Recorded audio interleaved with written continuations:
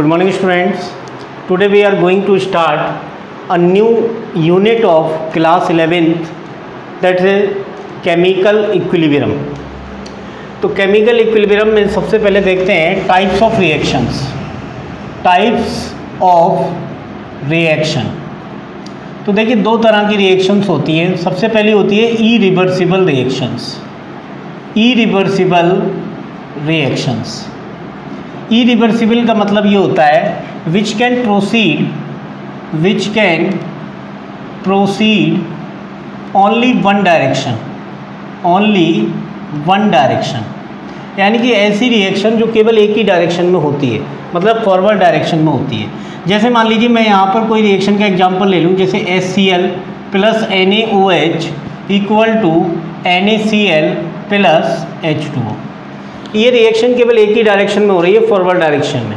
तो ऐसी रिएक्शन जो होती है इसको हम कहते हैं इरिवर्सिबल रिएक्शन. और अगर मैं रिएक्शन में बात करूं तो यहाँ पर प्रोडक्ट पूरी तरह से कंटिन्यूसली कंज्यूम हो जाएंगे. यानी कि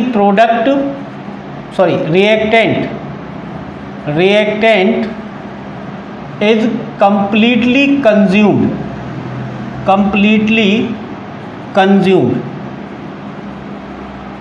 आफ्टर द रिएक्शन.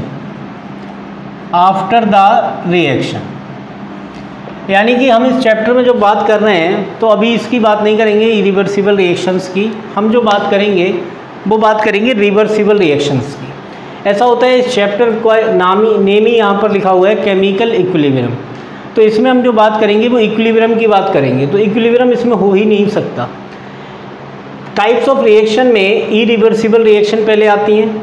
रिएक्शन ये ऐसी होती है जो वन डायरेक्शन में होती हैं. जैसे ये वाली रिएक्शन का एग्जांपल है.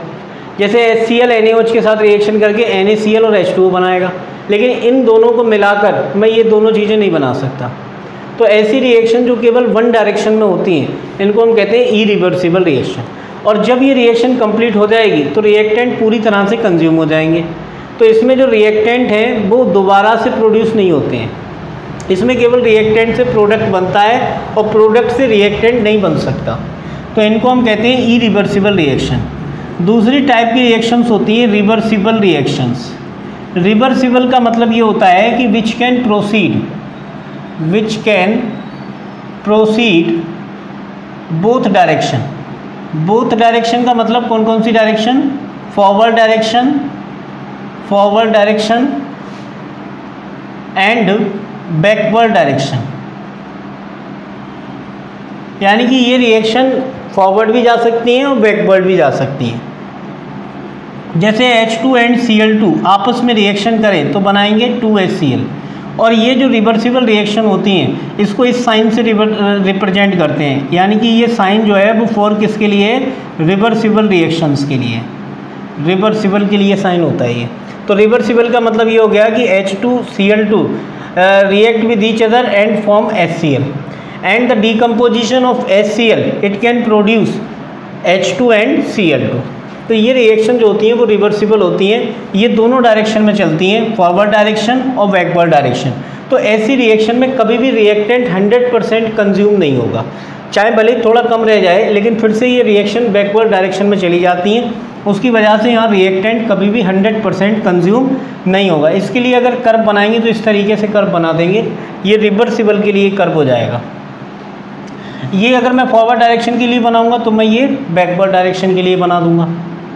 और भी ले लेते हैं. जैसे मान लीजिए PCl3 and Cl2 it can give PCl5. और PCl5 का जब आप डिकम्पोजिशन करेंगे तो PCl3 और Cl2 दोनों ही बन जाएंगे. अब देख लेते हैं इक्विलिब्रियम. इक्विलिब्रियम का क्या मतलब होता है?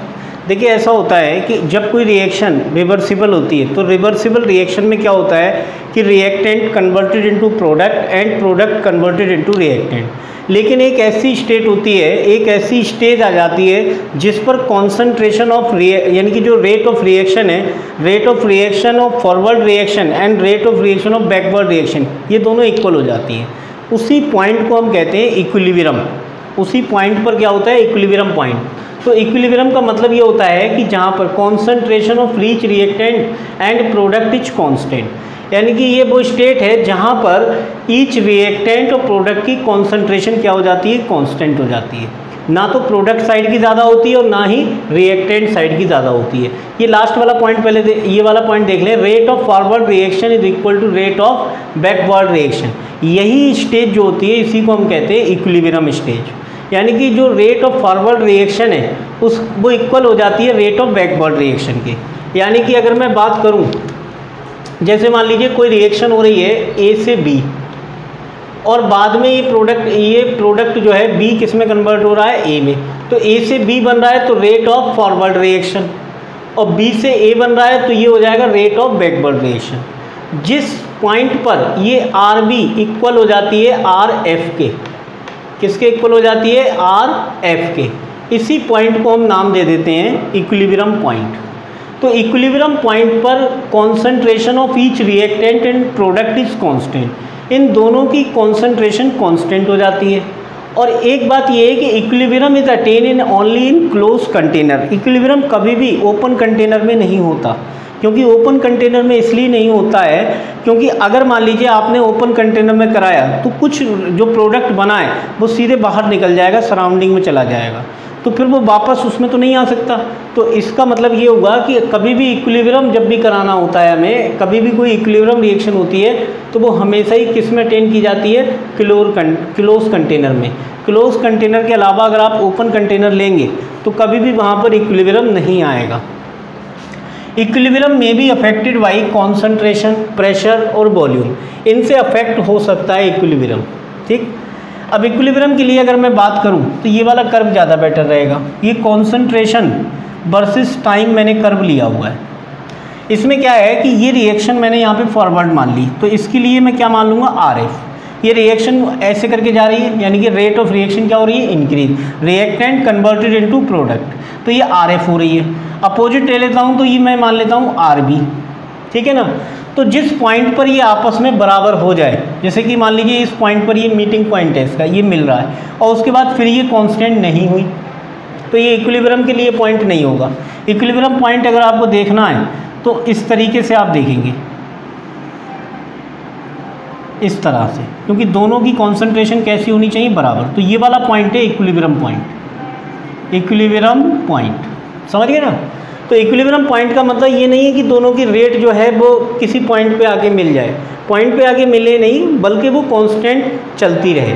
तो कांस्टेंट हो जाएगी जिस पॉइंट पर आकर, आप देखें यहाँ स्ट्रेट फॉरवर्ड, ये भी जा रही है स्ट्रेट फॉरवर्ड, यानी कि दोनों की कॉन्सेंट्रेशन जो है वो कैसी हो गई, इक्वल हो गई। जब कॉन्सेंट्रेशन इक्वल हो जाती है जिस पॉइंट पर, उसी को कहते हैं इक्विलिब्रियम पॉइंट। ये रिवर्सिबल रिएक्शन के लिए कर्व था।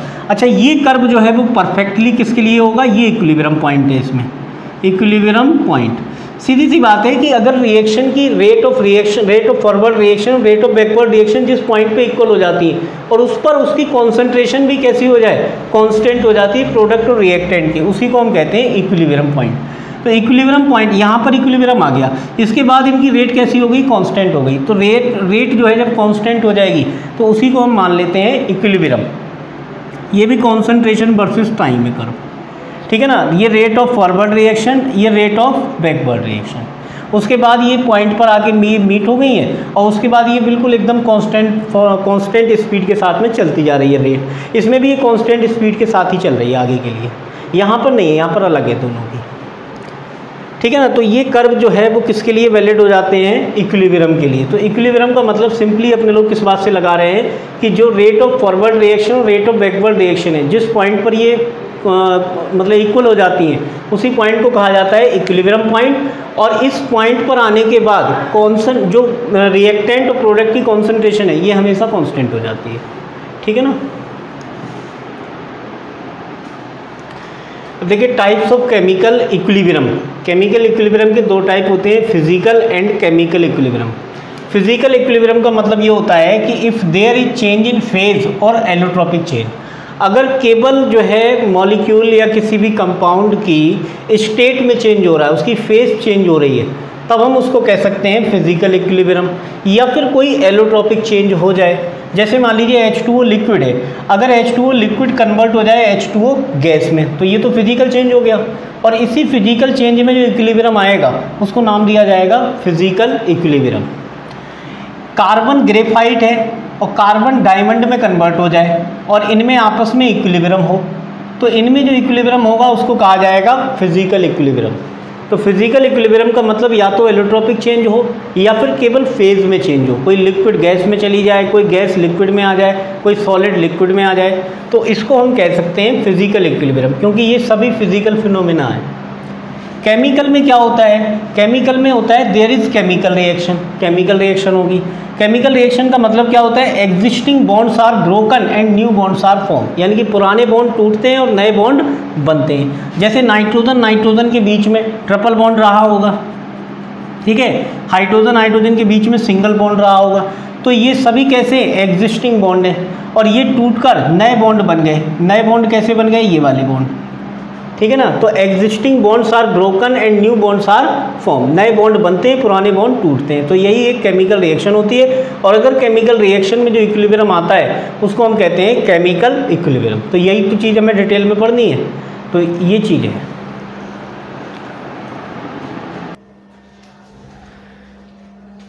अब देख रहे हैं लॉ ऑफ मास एक्शन। ये गुलबर्ग और पी बागे ने दिया था लॉ ऑफ मास एक्शन। पहली बात तो ये है कि ये थ्योरेटिकल लॉ है, एक्सपेरिमेंटल नहीं है, थ्योरेटिकल लॉ है ये।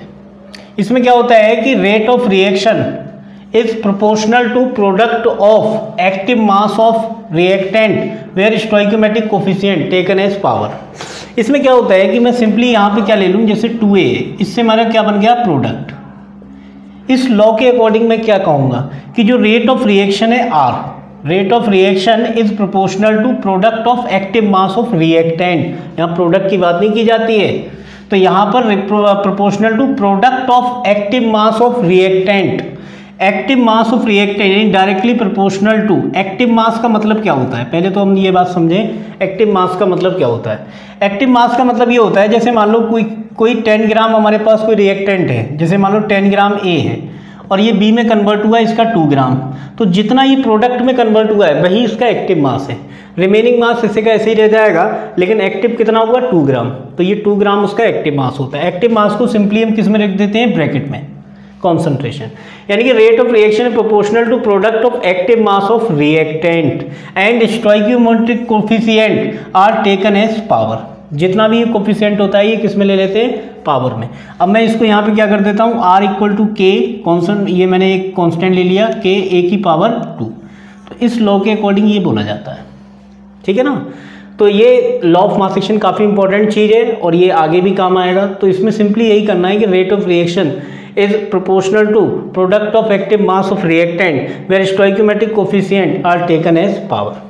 अब मैं इसके लिए इक्वेशन कंसीडर कर लेता हूँ। इक्वेशन मेरे पास है, मैं यहाँ पे इक्वेशन ले लेता हूँ a plus b equal reversible c plus d।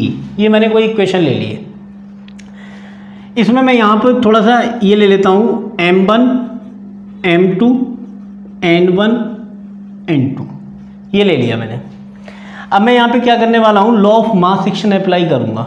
Law of mass action जब मैं अप्लाई करूँगा तो यहाँ पर तो जो रिएक्शन में ये तो हो गया हमारे पास RF और ये क्या हो गया हमारे पास RB, यानी कि रेट ऑफ फॉरवर्ड रिएक्शन और रेट ऑफ बैकवर्ड रिएक्शन। तो RF इक्वल टू क्या होगा? Rate of forward reaction is directly proportional to concentration of reactant. तो रिएक्टेंट कॉन्सेंट्रेशन ले लेता हूँ मैं A और क्या है यहाँ पर B, ठीक है। और इनके जो कोफिशिएंट है ये स्टोइकोमेट्रिक कोफिशिएंट है, ये पावर में जाएंगे m1 m2, ठीक है ना। अब मैं जब ये प्रोपोर्शनल साइन हटाऊंगा तो यहाँ पे ले लेता हूँ मैं kf, a की पावर m1 b की पावर m2। इसको मैं फर्स्ट इक्वेशन कंसीडर कर लेता हूँ। ऐसे के ऐसे मैं दूसरी साइड में ले रहा हूँ। ये तो मैंने किसके लिया है? किसके लिए लिया है? For forward reaction, for forward reaction. अब मैं लेता हूँ फॉर बैकवर्ड रिएक्शन।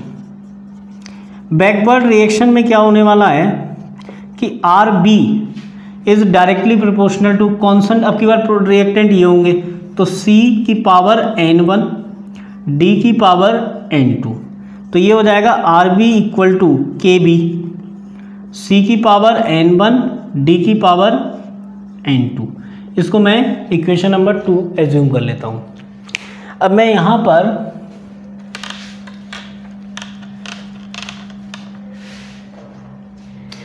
ये इक्वेशन 1 में। अब ऐसा होता है इक्विलिब्रियम पर क्या होता है, एट इक्विलिब्रियम पर क्या होगा कि R F should be equal to क्या हो जाएगा, आर बी के।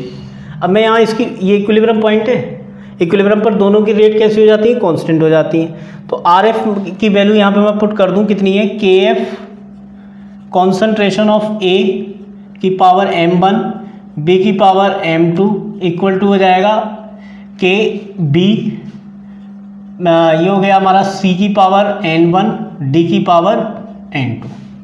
सही है, तो हमारा ये हो जाएगा के एफ अपॉन के बी इक्वल टू हो जाएगा c की concentration of c power n1 d power n2 divide by a power m1 b power m2, ये हो जाएगा। ठीक है, अब ये के एफ अपॉन के बी को मैं क्या लिख सकता हूं, के सी। अब के सी क्या है, इक्विलिब्रियम कांस्टेंट, इक्विलिब्रियम कांस्टेंट, ये इक्विलिब्रियम को रिप्रेजेंट कर रहा है।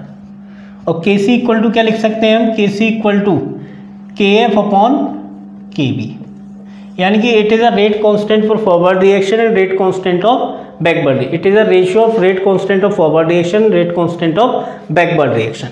तो मैं इसको लिख सकता हूं के सी इक्वल टू सी की पावर n1 डी की पावर n2 डिवाइड बाई ए की पावर m1 बी की पावर m2, ये चीज यहां से आ जाती है। ठीक है ना, तो इसे आप याद कर लें, concentration of product upon concentration of reactant, ये इसका मतलब है। के सी इक्वल टू क्या आएगा, concentration of product divide by concentration of reactant, ये इसका मतलब हो जाएगा। ठीक है ना, तो इसे नोट कर लो। अब हमें ये देखना है इसका यूनिट, तो इसका यूनिट क्या होने वाला है, इसका यूनिट होने वाला है, कॉन्सेंट्रेशन का यूनिट क्या होता है, कॉन्सेंट्रेशन का यूनिट होता है मोल पर लीटर, ये यूनिट होता है। लेकिन इसमें एक चीज़ और आएगी कि ये जो स्टोइकोमेट्रिक कोफिशिएंट है इनका सम, ये स्टोइकोमेट्रिक कोफिशिएंट क्या है, n ब्रैकेट में लिख रहा हूँ n1 प्लस n2 माइनस ये क्या आ जाएगा m1 प्लस m2, और इसी चीज़ को मैं यहाँ पे लिख देता हूँ डेल्टा Ng। ध्यान रखें, ये delta Ng for gas only है, फॉर गैस ओनली। इसको मैं निकाल के भी दिखाता हूँ आपके लिए, ये गैस के लिए होता है, यानी कि ये जो डिफरेंस आ रहा है number of molecules, number of moles में जो डिफरेंस आ रहा है वो केवल किसके लिए लिया जाता है, गैस के लिए। वो मैं अभी दिखाता हूँ आपको। अच्छा, अगर मैं Kc की जगह अगर मैं Kp ले लूँ, मतलब at partial pressure, at partial pressure पर ये Kc क्या हो जाएगा, Kp इक्वल टू यहाँ क्या आ जाएगा, कॉन्सेंट्रेशन ऑफ C, तो इसकी जगह पे क्या आ जाएगा, प्रेशर Pc।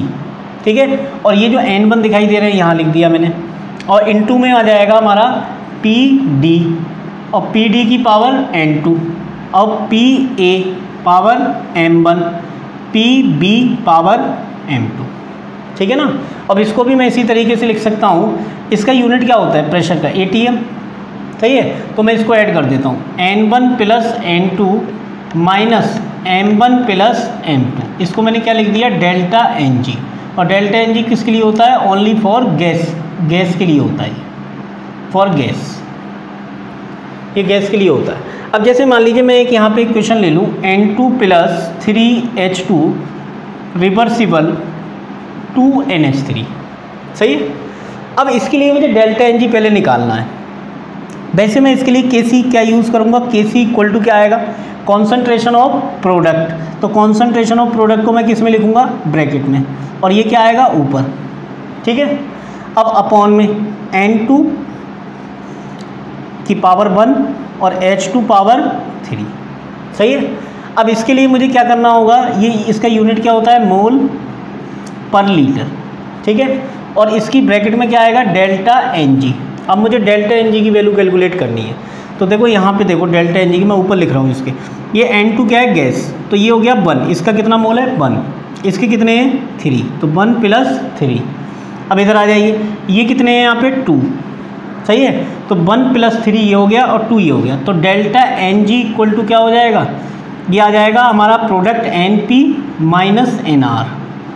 सही है, ध्यान रखें अगर इसमें कोई सॉलिड लिखा हुआ है तो आप उसको हटा दें, तो यहाँ पे आ जाएगा ये हो जाएगा 2 माइनस ये 1 + 3 कितना हो गया 4, कितना हो गया -2। तो इसका मतलब इसका यूनिट क्या होगा मोल पर लीटर, और इस पर क्या आ जाएगा -2, यानी कि मोल ये -2 है, ये हो गया मोल लीटर इनवर्स, और ये आ गया हमारा -2। सही है ना। तो इस तरीके से आ जाता है, उसको आप देख लें, ये प्लस में हो जाएगा फिर बाद में स्क्वायर हो जाएगा, यानी कि मोल -2 लीटर स्क्वायर। सही है। तो ये आसान चीज़ें हैं, कोई ऐसी बात नहीं है, टफ नहीं है ये बिल्कुल भी, इसे करिए।